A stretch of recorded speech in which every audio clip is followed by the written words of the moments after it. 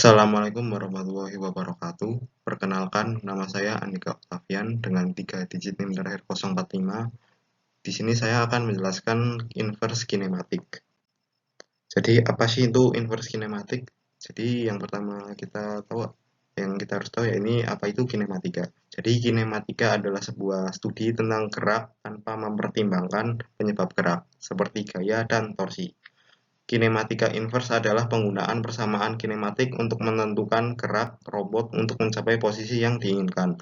Misalnya untuk melakukan pengambilan sampah secara otomatis. Dengan robot yang digunakan dalam jalur produksi memerlukan gerakan yang tepat dari posisi awal ke posisi yang diinginkan antara tempat sampah dan mesin produksi. Ujung lengan robot yang memegang benda disebut sebagai end effector.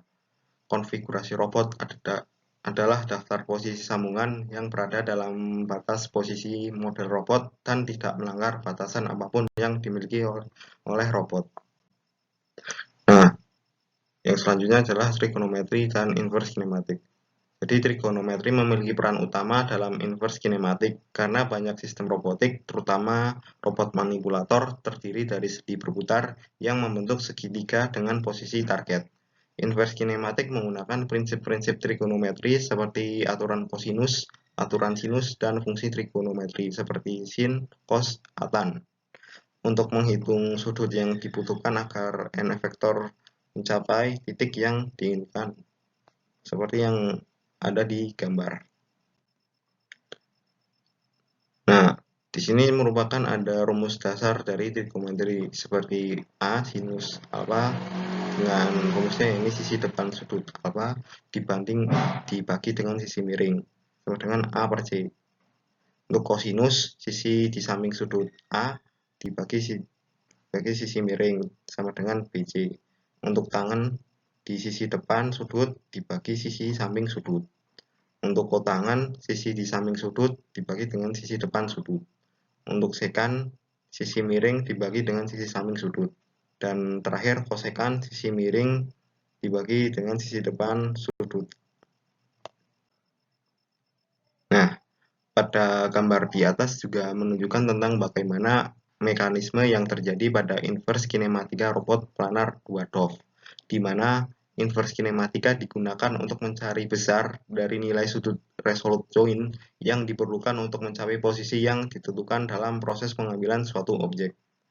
Input yang diberikan merupakan posisi EOE yaitu X dan Y dan hasilnya berupa besaran sudut θ 1 dan θ 2. Penentuan nilai sudut θ ini dapat dicari melalui rumus-rumus berikut.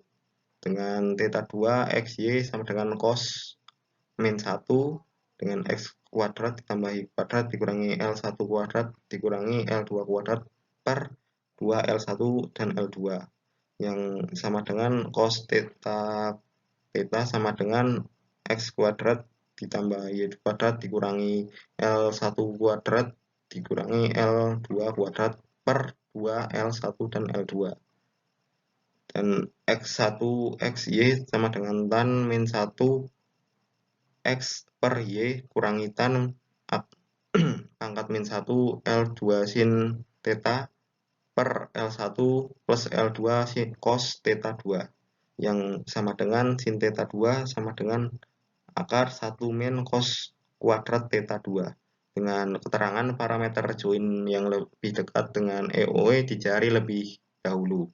Jadi θ 2 dicari terlebih dahulu.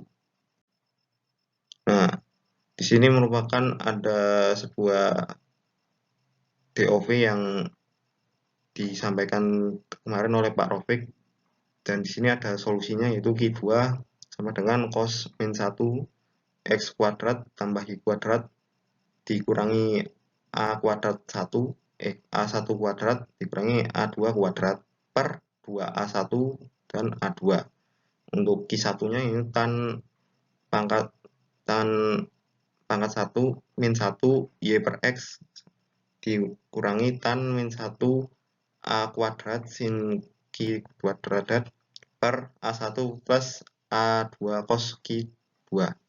Dan untuk Q2 yang sebelah sini ada Q2 sama dengan min cos pangkat min 1 X kuadrat ditambah Y kuadrat min A1 kuadrat min A2 kuadrat per 2A1 dan A2.